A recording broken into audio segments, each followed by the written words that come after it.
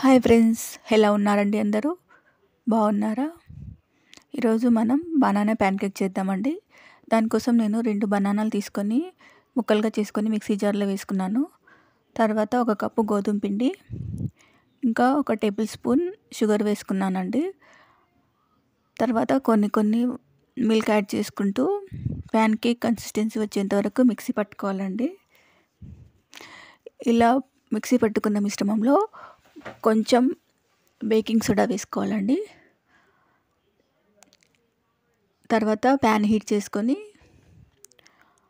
ప్యాన్‌కి కొంచెం గీ కానీ ఆయిల్ కానీ అప్లై చేసుకొని ఈ బ్యాటర్‌ని దానిపైన పోసుకోవాలండి. నా ఛానల్‌ని ఫస్ట్ టైం చూస్తున్న వాళ్ళైతే సబ్స్క్రైబ్ చేసుకోండి. సబ్స్క్రైబ్ చేసుకోకుండా చూస్తే సబ్స్క్రైబ్ చేసుకున్న వాళ్ళందరికీ చాలా థ్యాంక్స్ అండి. ఇలా ఒక 1 మినిట్ అలా ఉంచితే ఇలా రెడీ అవుతుందండి. ఫ్లిప్ చేసుకుంటే సరిపోతుంది. అంతే అండి, సింపుల్‌గా బనానా ప్యాన్‌కేక్ రెడీ అయిపోయింది. ఇలా ఒక 2 మెంబర్స్‌కి సరిపోయేటన్ని వస్తాయండి.